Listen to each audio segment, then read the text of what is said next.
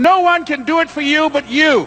And even though you face disappointments, even though you will experience some setbacks, it goes with the territory.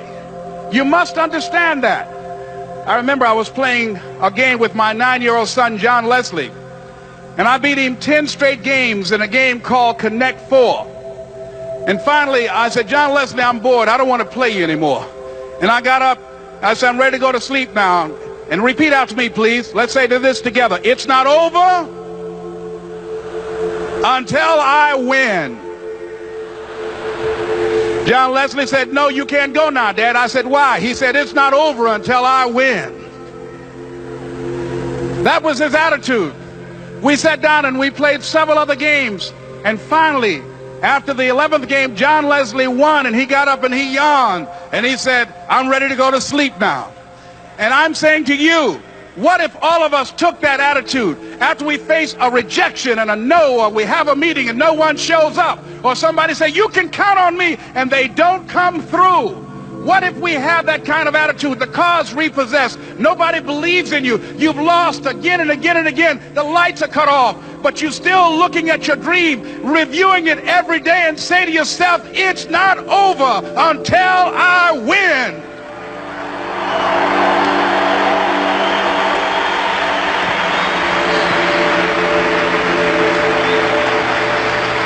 Life will yield to you.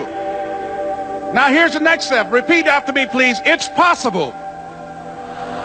I can live my dream. It's necessary. I work on myself. Surround myself with winners. Become creative. It's me. I've got to make it happen. It's not over until I win.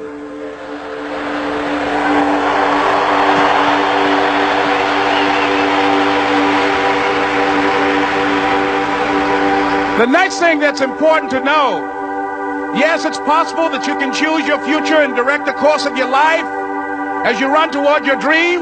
It's necessary that you have goals, that you write those goals down, that you plan, that you think constantly of how you can begin to improve what it is that you're doing. If it's your presentations, if it's your recruiting skills, whatever that is, it's also necessary that you look for ways to always find a way to pull it out when everybody else thinks that you are defeated. That you've got to take personal responsibility to know that in order to become successful, you've got to make it your personal business to do it. But the next thing, ladies and gentlemen, I want to share with you that some of you already know that it's hard. It's not easy. It's hard changing your life. It was hard when just over 3 years ago in the Penobscot building in Detroit, Michigan, where I was operating my business, and I fell on some hard times, and I was sleeping in my office.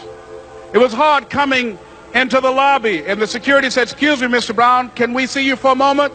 And I said, yes. And I walked up to the counter, and he gave me an envelope. And he said, would you mind reading it here?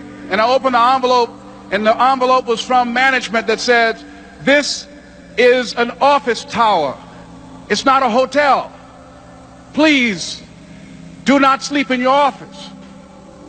And I said, excuse me, sir. I said, I just work long hours in creating my business. I'm an entrepreneur. And right now things are bad for me, but they're not going to be this way always.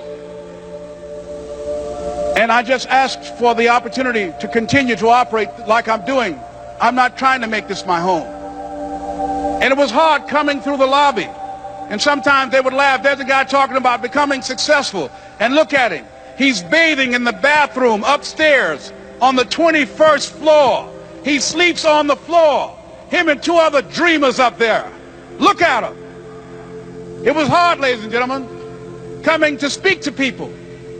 And I was facing financial difficulties in my own life. I was behind on my bills and my dreams, and I'm saying to them, you can live your dream. It was hard, ladies and gentlemen. It was very difficult to pick myself up each day believing that I could do it. There were times that I doubted myself. I said, God, why is this happening to me?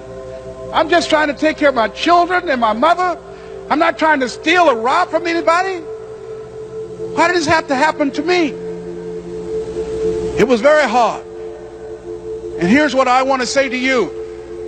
For those of you that have experienced some hardships, don't give up on your dream. No one could have convinced me by holding on, by continuing to push forward, by continuing to run toward my dream, that one day I would have my own talk show. It's a long shot, ladies and gentlemen, from Liberty City, an abandoned building on a floor, never knowing my mother or father. It's a long shot. Being here with you today in this dome in Atlanta, it's a long shot. No college training, labeled educable, mentally retarded, but I kept running toward my dream.